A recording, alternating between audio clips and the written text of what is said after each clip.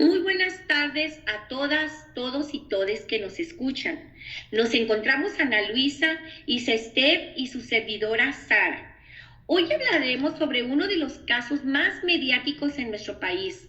Nos referimos al caso del feminicidio de Rubí Fraire y el homicidio de Marisela Escobedo, una madre que buscó justicia por su hija hasta que le quitaron su propia vida, convirtiéndola en un símbolo de lucha contra la impunidad.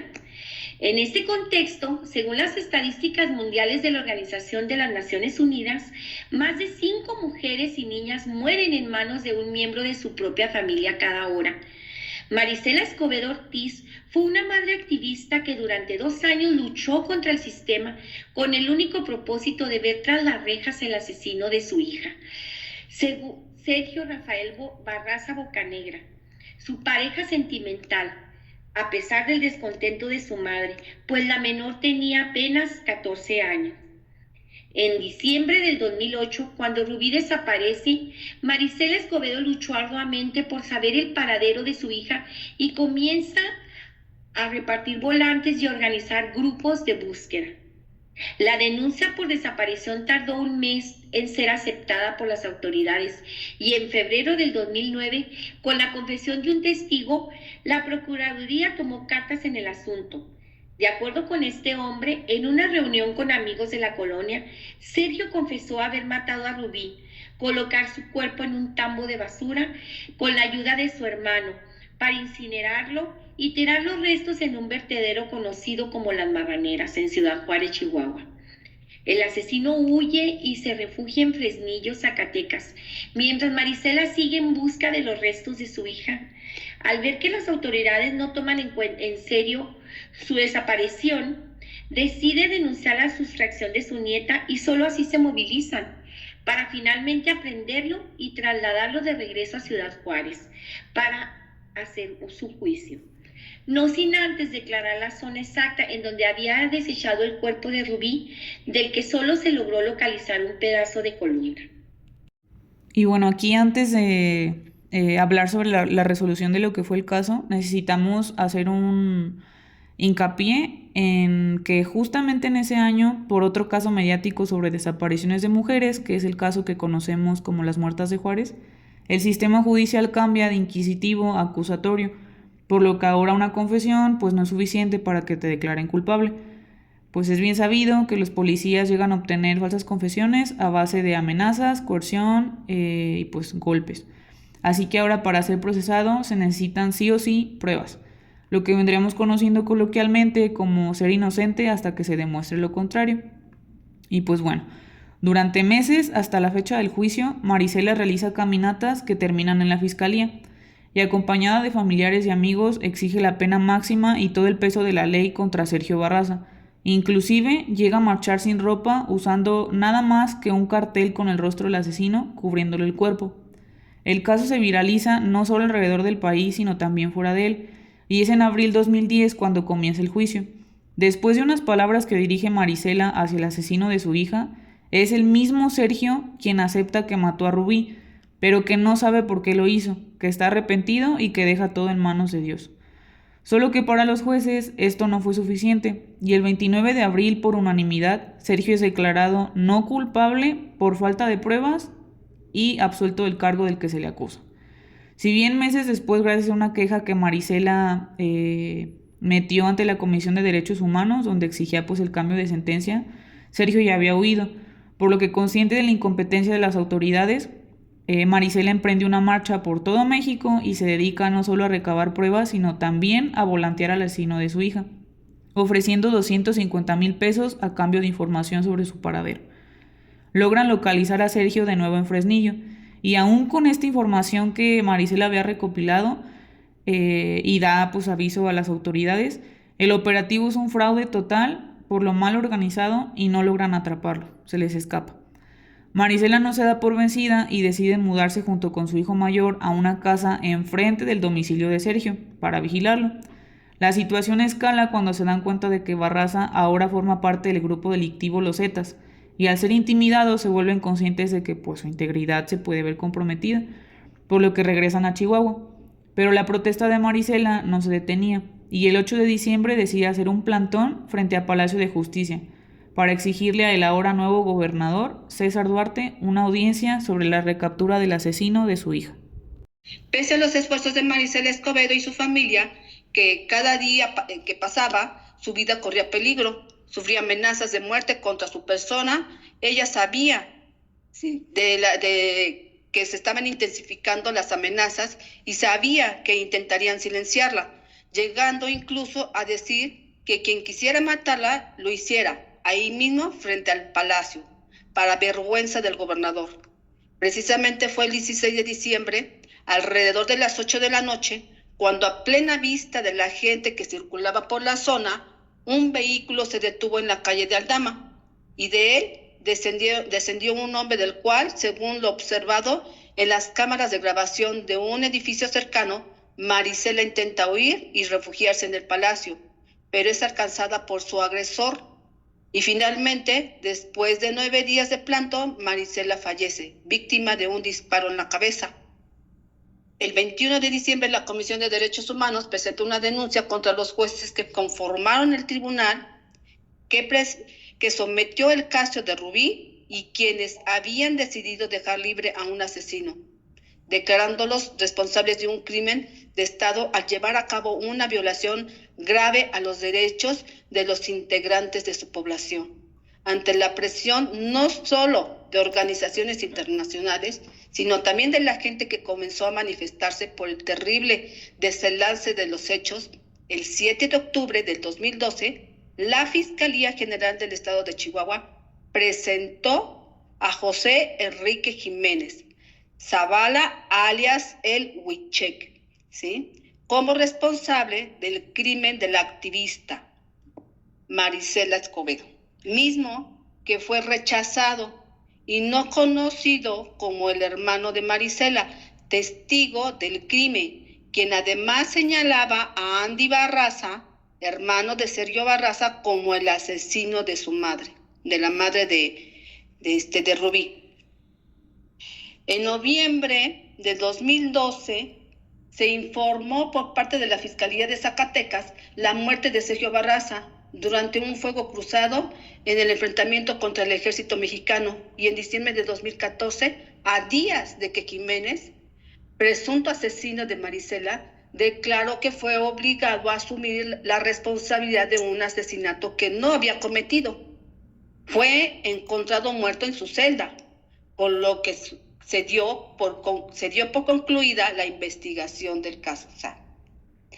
Sin embargo, aunque al final Sergio pagó con su vida, nunca fue debidamente procesado por la muerte de Rubí Fraire Escobedo y su hermano Andy, hermano de Sergio Barraza, jamás aceptó ser el autor del homicidio de la señora Marisela. ¿Sí? Bueno, pues en este caso podemos concluir que hay factores de riesgo y factores de protección. ¿Sí? Ahora bien, ya tenemos aquí el contexto de la historia. ¿Cuáles ustedes considerarían que serían los factores de riesgo que influyeron en el desenlace de esta tragedia? Adelante, Isa. Pues yo creo que lo primero que podemos identificar es la normalización de la violencia, sobre todo en las relaciones de los jóvenes y adolescentes. Comúnmente pues se involucran en noviazgos dependientes o tóxicos y pues como no están conscientes de que algunas actitudes, aunque se consideren normales, pues no dejan de ser agresiones.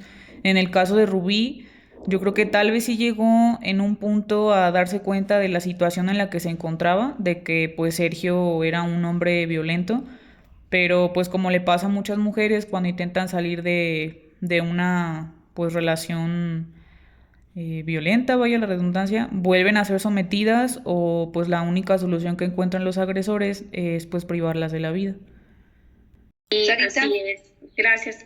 Sí, así es. También la edad, bueno, pues las niñas y adolescentes no tienen la madurez para dimensionar las situaciones de peligro. Y bueno, pues ellas mismas se exponen y pueden llegar a exponerse en la búsqueda de emociones intensas, ¿no? Como es en el caso de involucrarse con hombres más grandes, como lo hizo Rubí con este joven de 21 años y ella con sus solos 14 años, ¿no? Y fíjese que también otro de los factores de riesgo que también influyó mucho fue la atención, la falta de atención integral para mujeres víctimas de violencia. Es decir, no había refugios, líneas de atención, o sea, líneas de ayuda como el 080, 75, 100, 911, sí, pero pues no se estaban dando difusión a esas líneas de atención o de ayuda. También una atención médica, ¿sí? Pues tal vez psicológica, ¿sí? O si estaba sufriendo maltrato físico. También apoyo legal. O sea, Rubí no tenía como que el conocimiento o la habilidad para decir, bueno, ¿sabe qué? Pues voy a pedir ayuda legal y que me atiendan en estos casos de que estoy sufriendo violencia. Y también, pues, la dificultad que las mujeres y las niñas busquen ayuda y escapar de las situaciones de violencia. Sí, y es que exactamente ligado a lo que comentas, Ana Luisa, está bien claro que otro factor que influyó pues fue la falta de perspectiva de género en el sistema de justicia. O sea, tal como lo vimos en el documental de las 3 muertes de Maricela Escobedo, hay una constante revictimización por parte de las autoridades. Nunca se le toma la seriedad que requería el asunto de la desaparición de Rubí.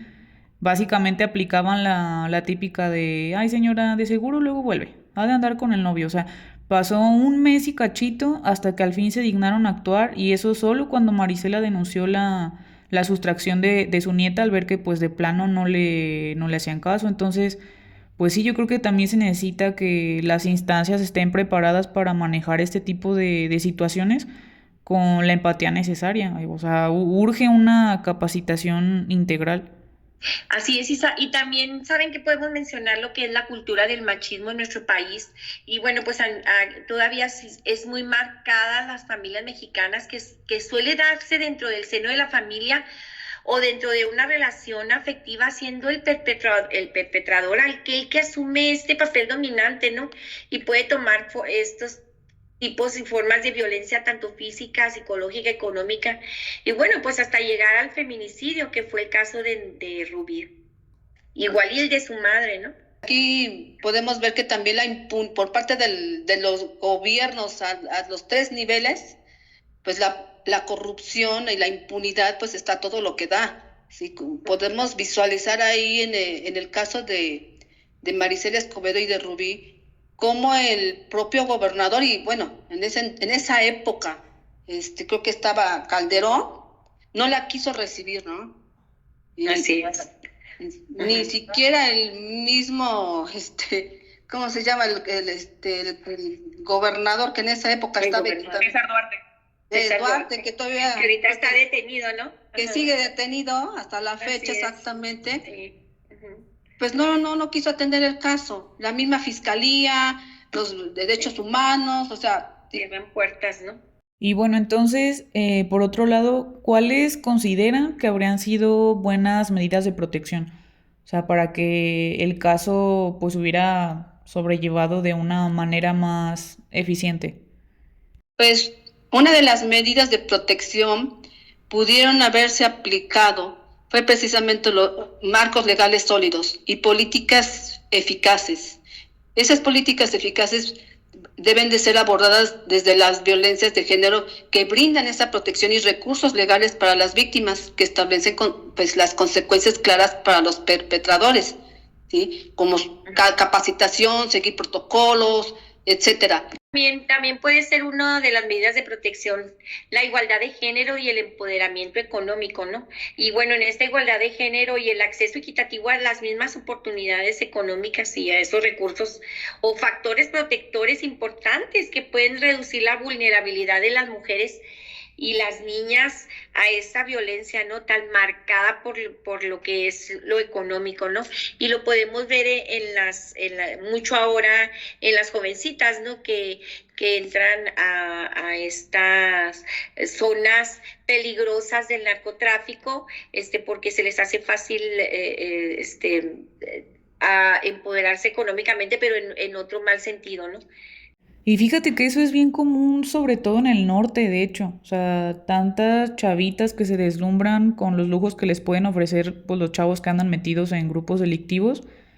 Pero, pues sí, o sea, te traen en la camionetota, te pueden comprar cosas caras, pero ¿a qué costo? O sea, puedes terminar en un fuego cruzado, o peleas entre los cárteles y ya ahí queda todo. Y pues bueno, en cuanto a medidas de protección, también se me hace bien importante mencionar las redes de apoyo. O sea, el hecho de que una víctima tenga amigos, familiares o inclusive grupos comunitarios que le hagan ver que no está sola y que tiene a dónde acudir en caso de necesitarlo, pueden marcar pues una diferencia bien grande. En el caso de Rubí, posiblemente intentó volver a su casa después de las peleas que empezó a tener con Sergio, pero pues tal como lo vimos en el caso, él la mantenía aislada, encerrada en el departamento, y ahí también probablemente por vergüenza o alguna situación no quiso preocupar a su mamá, pero al contrario de haber dicho, ok, mi relación no funcionó, me regreso a mi casa, pues de otra historia estaremos hablando en donde tal vez Ruby aún seguiría con vida.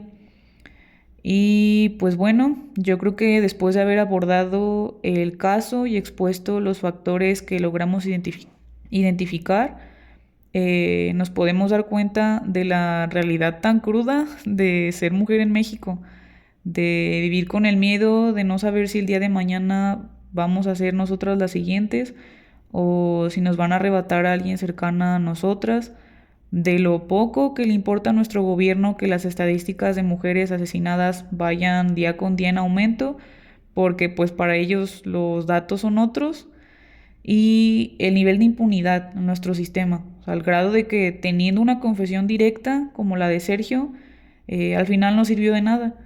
El caso de Marisela pues es uno de los millones de las víctimas de violencia feminicida, y con todo esto pues podemos ver que en nuestro país claramente no existe la justicia para las mujeres. Así que esto fue todo por el episodio de hoy. Gracias por acompañarnos en su podcast Teoría de Género y Epistemologías Feministas. Nosotras somos Sara Arroyo, Ana Luisa Chichia e Isa Esther. Que pasen muy bonito día y hasta el siguiente episodio.